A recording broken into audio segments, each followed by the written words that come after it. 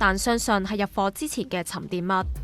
想大家留意一點咧，其實咧其實普通喉管嚟講咧，佢都會有時咧，佢亦都會有啲叫做沉澱物積聚啊。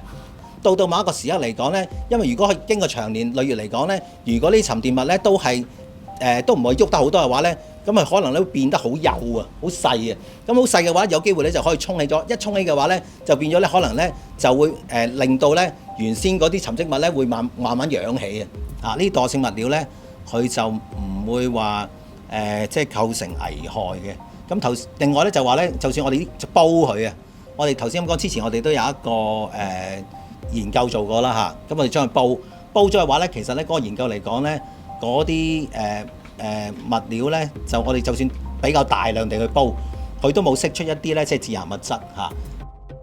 黃恩樂又為之前嘅解話所引起嘅誤會道歉。禮拜一嗰陣時候咧，就我都係急不及待咧，即係去講翻呢樣嘢啊，因為咧我嘅初心嚟講咧，我係想咧就係話咧，盡量俾啲市民嚟講知道係食水係安全嘅。但係咧，我呢樣嘢我都覺得係咧，其實咧喺嗰個表達上邊咧，可以講得好啲嘅。水務署署長黃恩樂接受電台訪問時強調，水質正常，可以安全飲用，但建議用水之前先沖水大約2分鐘。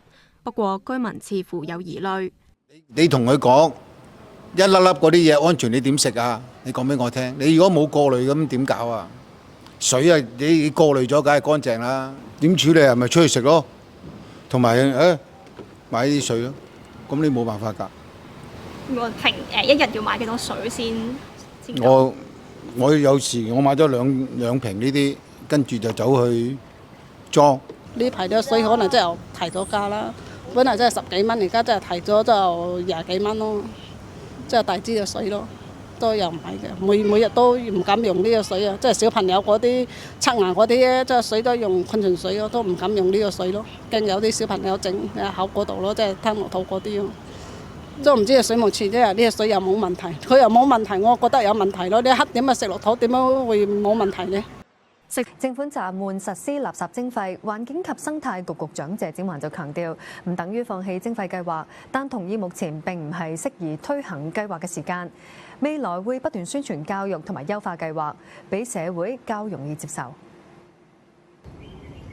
政府原定8月1號實施垃圾徵費計劃，因為社會上大量反對聲音而暫緩。謝展寰承認，計劃喺先行先試階段已經存在唔少嘅問題，包括清潔工人嘅壓力同埋配套唔完善等等。暫緩嘅決定係基於民情，並唔係要放棄。至於有冇重推嘅時間表，謝展寰就話要先優化計劃。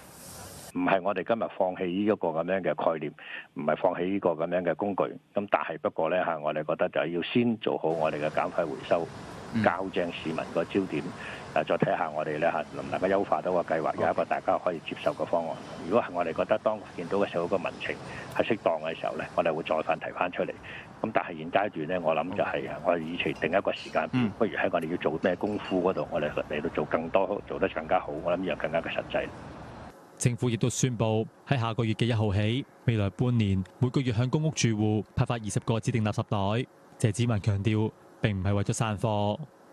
散貨好多方式嘅啫，你食環署啊，我哋其他都要需要用好多袋嘅。點解我哋要咁樣做呢？就係因為呢，我哋發覺呢，就喺個先行先試裏邊呢，我哋都見到有一個嘅作用嘅，就係呢參與嗰啲嘅住戶呢，一係去俾咗啲袋佢哋呢，佢哋就會留意呢自己呢，即係呢產生幾多嘅垃圾啊，會唔會有幾多袋啊咁，同埋呢，因為咁嘅緣故呢，亦都可以呢，佢哋係去睇下附近係咩嘅回收嘅途徑啊咁樣。嗱，我哋要做呢。我哋目的都係想個宣傳教育。有環保團體認同政府嘅決定，但係構思多時嘅計劃最終要暫緩，就質疑政府嘅執行能力。中國係世界第一養豬大國，每年出欄嘅生豬數量佔全球嘅5至6成，養豬科技亦都日新月異。樓房養豬就係一個新趨勢。喺湖北鄂州市有2座26層樓高嘅養豬大樓。